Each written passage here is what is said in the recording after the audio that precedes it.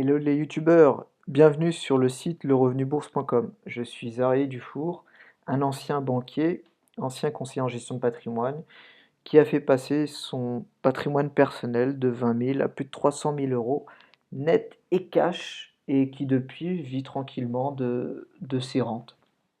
Aujourd'hui, je vais vous parler sur lerevenusbourse.com de la meilleure façon de construire le revenu de votre patrimoine pour en tirer un rendement et une rente. Donc, pour répondre à cette question, il va déjà falloir trouver le véhicule d'investissement qui est approprié à votre situation, celui avec lequel vous avez le plus d'affinité. Et pour ça, bien sûr, il faut bien se connaître. Que ce soit au travers d'un placement financier comme la bourse, ou plutôt d'un investissement en immobilier type investissement locatif, vous devez dans un premier temps lire et vous informer sur le sujet. Il y a de nombreux articles sur Internet, mais vous n'avez pas forcément la bonne information, car les placements et la fiscalité, ça évolue très rapidement. Vous pouvez également vous former seul avec des livres, ou bien acheter des formations sur la bourse et sur l'immobilier, qui sont déjà toutes prêtes et prêtes à l'emploi. Euh, Ça peut être une solution assez simple de vous former rapidement.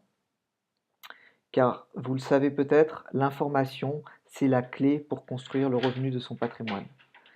Dans un univers mondialisé et en perpétuel mouvement technologique, politique et financier, il y a un sujet qui n'a pas vraiment évolué malgré l'arrivée d'Internet et de l'informatique. 1% des plus riches détiennent les trois quarts de la richesse mondiale. Je ne suis pas ici pour en débattre, hein, mais plutôt pour vous expliquer simplement le pourquoi du comment. Pourquoi les riches s'enrichissent toujours, tandis que les pauvres deviennent de plus en plus pauvres? Bah, tout simplement parce que les riches, ils sont pas plus intelligents que vous et moi, hein, mais bien au contraire, hein, ça vous pouvez me croire, j'en ai vu, j'en ai fréquenté beaucoup quand j'étais dans ma carrière de conseiller financier en banque. Mais la force des riches, c'est pas forcément leur argent, mais plutôt c'est ceux qui savent. Les riches ont la connaissance qui leur permet d'acquérir la richesse et surtout de la faire fructifier. Alors, comment est-ce qu'on peut obtenir l'éducation financière que les riches ont? Cette éducation financière, c'est généralement, elle est inculquée pendant l'enfance par leurs parents ou par leurs grands-parents. Quand ces derniers n'ont pas d'affinité avec ce domaine, il y a toujours un banquier de famille qui endosse ce rôle et qui sera le gestionnaire de patrimoine, que ce soit l'immobilier ou le financier. C'est un peu comme le jardinier pour les plantes. Ce gestionnaire de fortune prodiguera les bons conseils afin de mieux gérer l'argent de la famille et de veiller à la transmission du patrimoine aux générations qui suivront. Il faut savoir que c'était le métier que j'ai fait pendant presque une dizaine d'années et qui m'a vraiment permis d'apprendre au contact justement des très riches. Et aujourd'hui, je vous mets à disposition toutes ces informations sur mon site internet lerevenusbourse.com. Il faut savoir que ce cercle qui est sans cesse répété de connaissances et d'éducation financière permet tout simplement aux 1% de la population mondiale de détenir les trois quarts de la richesse. De l'autre côté, les pauvres qui continuent et qui continueront de s'appauvrir, c'est pas forcément une question d'argent, hein, ni d'intelligence, hein. On connaît tous des gens qui gagnent très bien leur vie, mais qui malheureusement à la fin du mois sont dans le rouge. C'est une question en fait d'éducation financière et de connaissance. Un petit peu comme la nutrition. On voit souvent que les personnes pauvres ont tendance à être plus en surpoids et à mal manger que des personnes qui sont plutôt riches et qui ont pris de bonnes habitudes d'un point de vue nutritionnel. C'est exactement la même chose pour l'argent. Vous allez voir par la suite que finalement c'est assez simple en fait de s'enrichir lorsqu'on a une bonne stratégie et surtout qu'on a du temps devant soi. De ce que je pense, c'est à la portée de toute personne de bonne volonté de se créer et de développer ses finances. Que vous soyez investir dans l'immobilier, dans la bourse ou tout simplement dans des placements financiers sans trop de risques si vous avez déjà beaucoup de patrimoine, afin de pouvoir toucher une rente à vie immédiate ou bien différée d'ici quelques années. Je ne vous promets pas, en revanche, que vous serez millionnaire ou bien un trader comme moi, car ça demande vraiment un travail important et des sacrifices que peu de personnes sont prêtes à faire. Ça fait plus de 10 ans que je me suis formé sur ce sujet. J'ai passé des diplômes dans le domaine de la gestion de patrimoine pour avoir ces connaissances. J'ai investi personnellement tout mon patrimoine sur les marchés financiers pour après pouvoir réinvestir mes gains sur des placements qui me procurent des rendements, des rentes.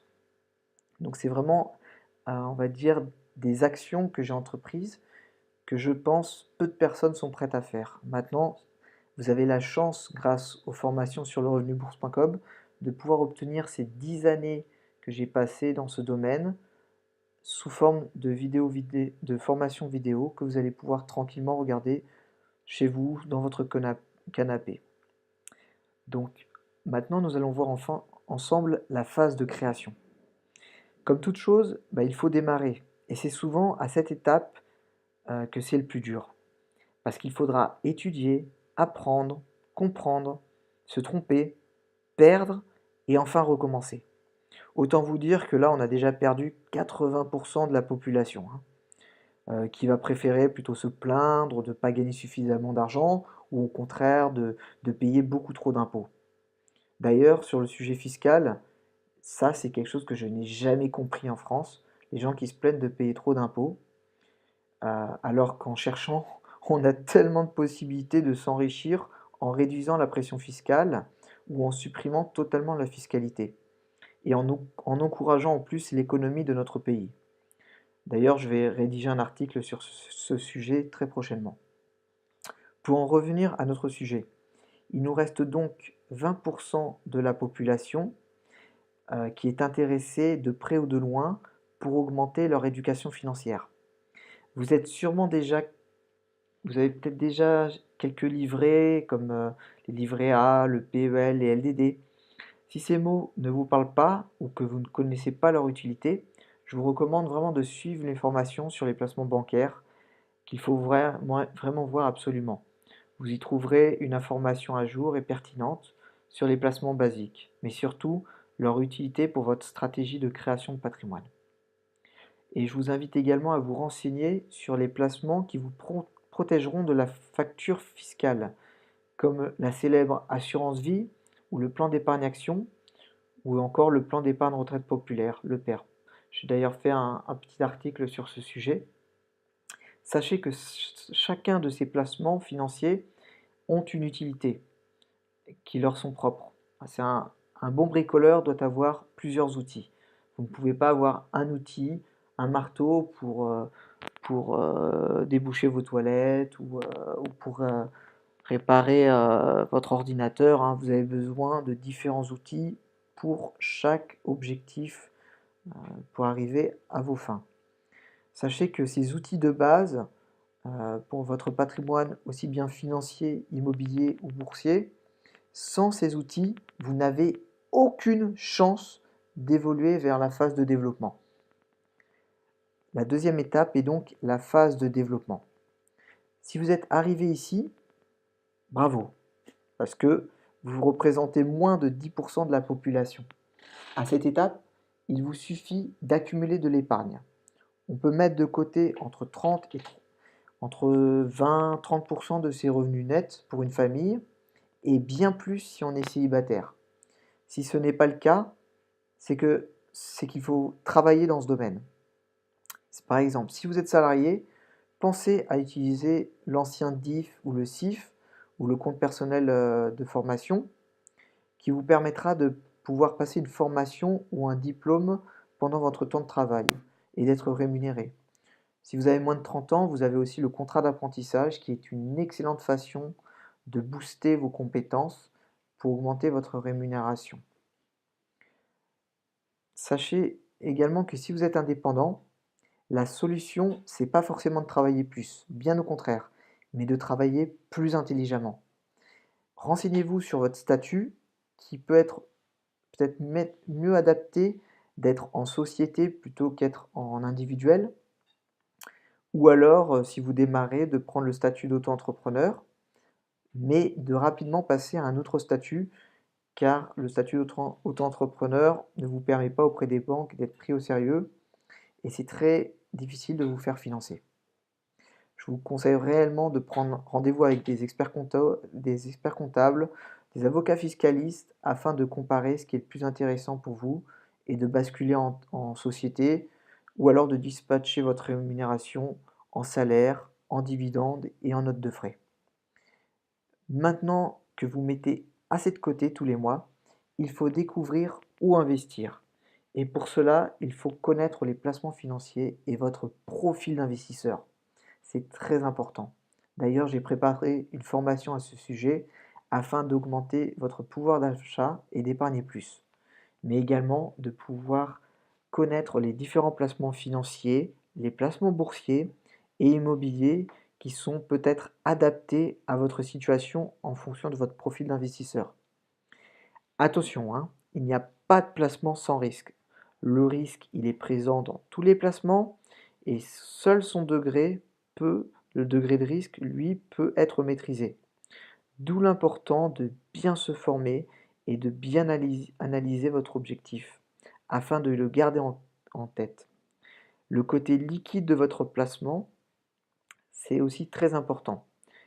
Une question à se poser, est-ce que j'aurais besoin de cet argent rapidement si, si je peux revendre par exemple un bien immobilier ou alors des actions? Qu'est-ce qui est le plus rapide d'après vous pour récupérer votre argent? Voilà, ce sont des exemples qui sont assez classiques, mais on peut prendre des exemples par exemple sur un profil célibataire. Euh, un jeune qui n'a pas d'enfant, qui est salarié et qui a un impôt sur le revenu compris entre 3 000 et 10 000 € par an. Ce célibataire pourra par exemple investir et prendre davantage de risques en bourse ou en immobilier. Il pourra par exemple rester locataire ou faire de la colocation et ainsi financer des biens immobiliers physiques ou bien dématérialisés s'il ne souhaite pas s'en occuper sous la forme de SCPI, Société Civile de Placement Immobilière. Toujours faire ça à crédit pour réduire la facture fiscale. Avec l'excédent d'épargne qu'il a mis de côté, il pourra les verser sur un fonds d'euros d'assurance vie en faisant attention à ce qu'il n'y ait aucun frais d'entrée afin de pouvoir servir d'apport pour sa future achat de résidence principale. Par la même occasion, si notre investisseur est plutôt malin, il construira sa résidence principale au lieu d'acheter dans de l'ancien.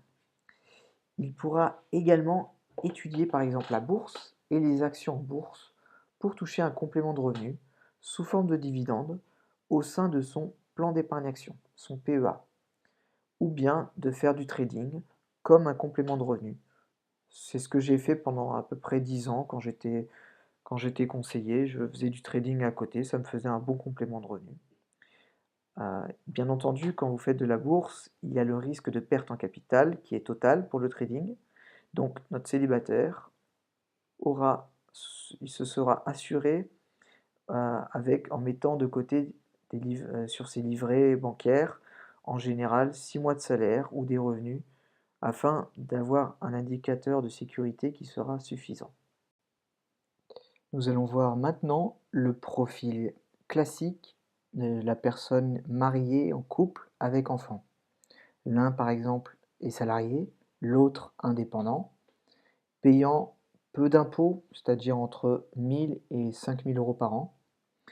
À partir du moment où vous êtes marié, et encore plus si vous êtes tous les deux indépendants, attention, car si comme 80% des Français, vous n'avez pas rédigé de contrat de mariage, vous allez avoir un futur problème si vous divorcez, comme malheureusement 50% des couples en France.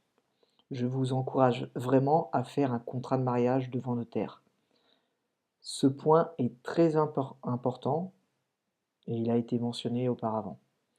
Nous allons revenir à notre stratégie.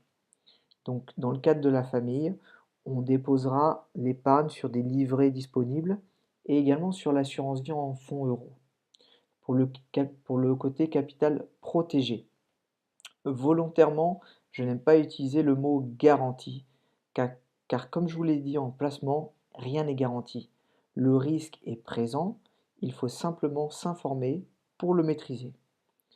Dans l'exemple de notre famille, on peut ouvrir une assurance vie sans frais d'entrée à chacun des enfants dès qu'ils atteindront l'âge de 14 ans.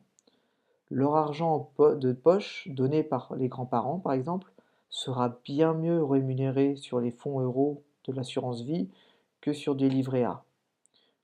À titre d'exemple, le livret A en 2017-2018 n'a vraiment que peu d'intérêt. Il est rémunéré à l'heure actuelle à 0,75%. En vue de sa faible rémunération, à part laisser avoir de l'argent disponible immédiatement, je ne vois pas trop l'intérêt de ce placement. Côté immobilier, à notre préférence, en plutôt à la vôtre, ça sera soit de l'immobilier physique, soit de l'immobilier sous forme de pierre-papier, dématérialisé, que l'on nomme également les SCPI, Sociétés civiles de placement immobilière. Vous pouvez par exemple investir en immobilier à crédit, et sachez que l'assurance décès et invalidité qui est obligatoire et qui est demandée par les banques lors du crédit vous servira à laisser un patrimoine sans dette à vos enfants.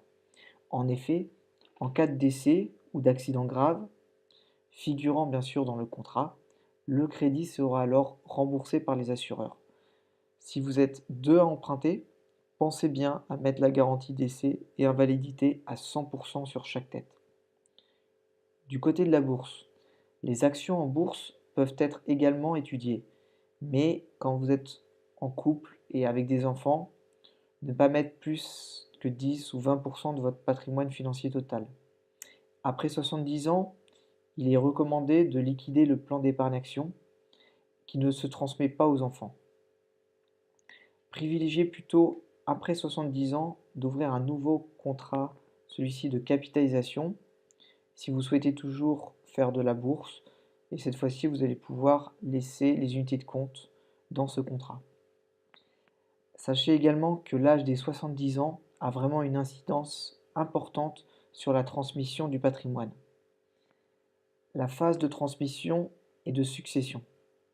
Pour résumer simplement, je dirais qu'il faut verser un maximum d'argent sur les contrats d'assurance vie et le contrat de capitalisation avant 70 ans, et après 70 ans, tout simplement ouvrir un nouveau contrat qui seront alors moins privilégiés par le fisc au moment de la transmission. Je vous laisse, si vous souhaitez en savoir plus, consulter un notaire ou un avocat spécialisé, car la transmission de patrimoine à vos enfants mérite sérieusement une expertise qui sera totale et personnalisée, ce qui n'est pas le cas sur le site lerevenubourse.com.